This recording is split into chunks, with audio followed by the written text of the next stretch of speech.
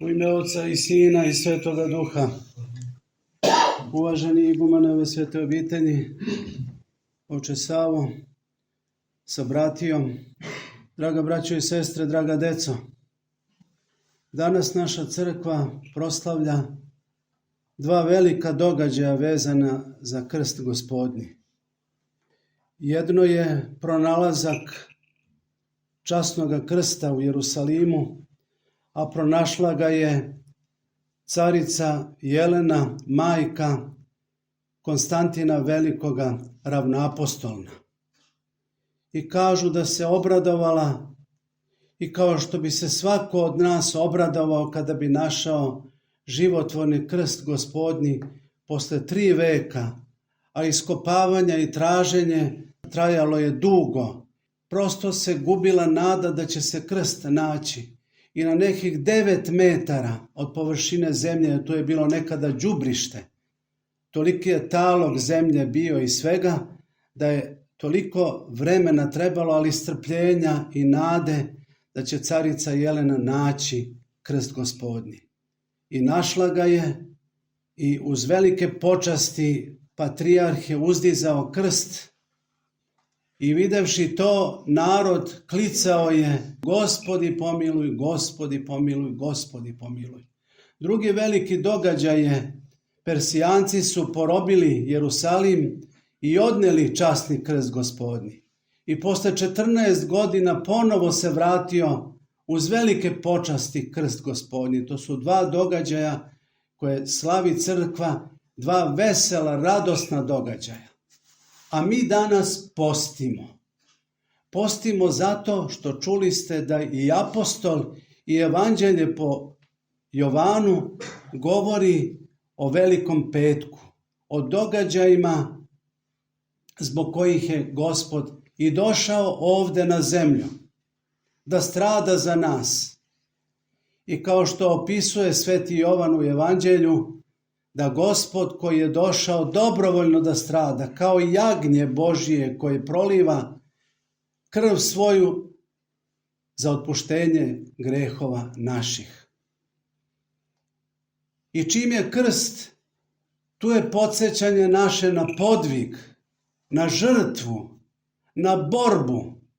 I svi oni koji primaju životvorni krst Gospodnji kao spasonosno sredstvo, ali ne krst kao tvar, nego krst na kome je Hristos razapet.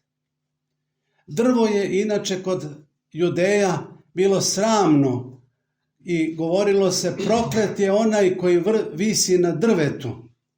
Gospod Hristos i to prokletstvo je skinuo.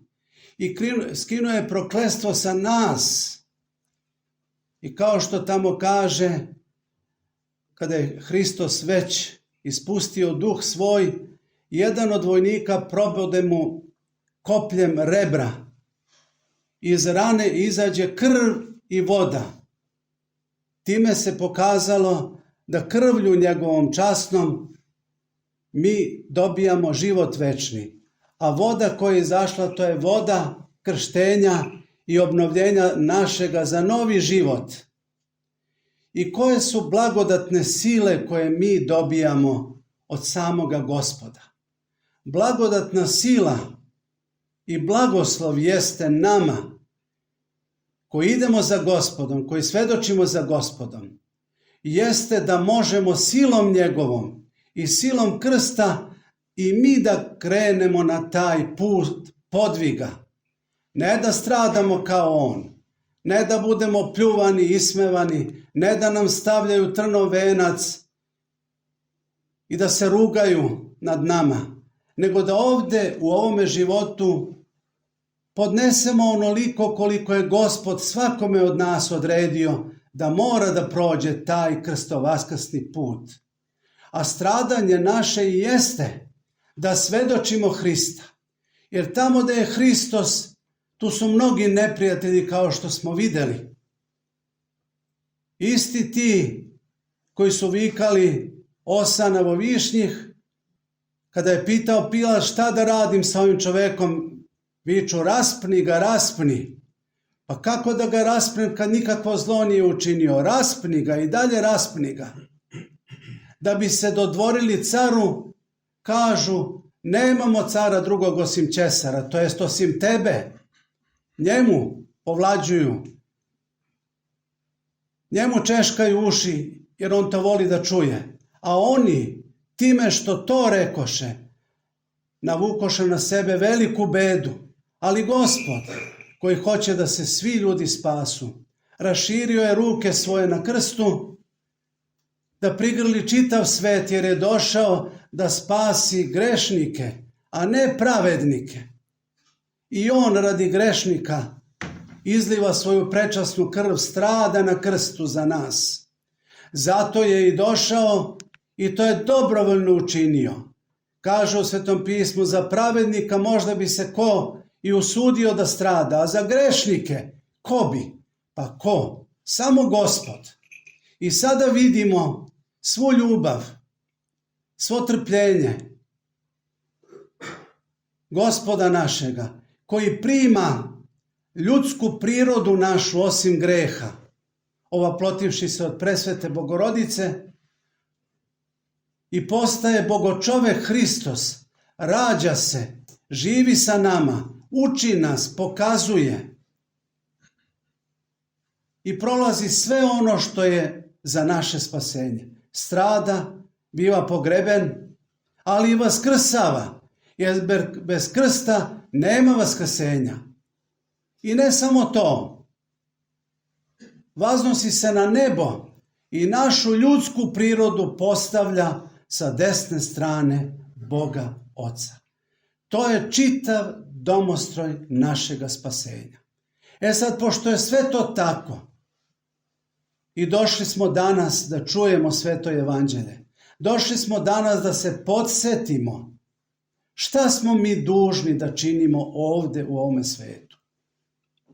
Potrebno je da shvatimo da nama ništa ne treba da bude teško kada se tiče sam Gospod Bog naš i njegove zapovesti. Ali pošto smo slabi ljudi, grešni, jadni, jedino nam ostaje i mi da vapijemo Gospodu. Gospode pomiluj, Gospode pomiluj, Gospode pomiluj.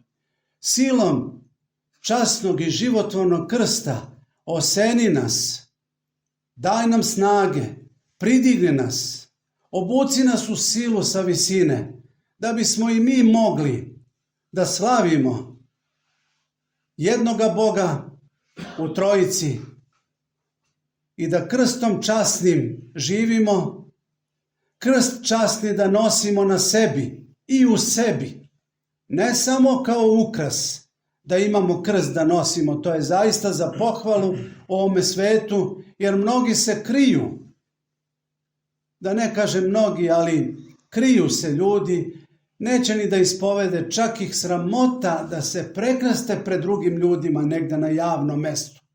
A Gospod Bog kaže, ko se postidi mene i mojih reči, ovde u ovome rodu, ovakav kakav je, kaže preljubotvorni, i da ne govorim sve kakav je rod, to vidimo, i ja ću se njega odreći, neću ga primiti u Carstvu nebeskom.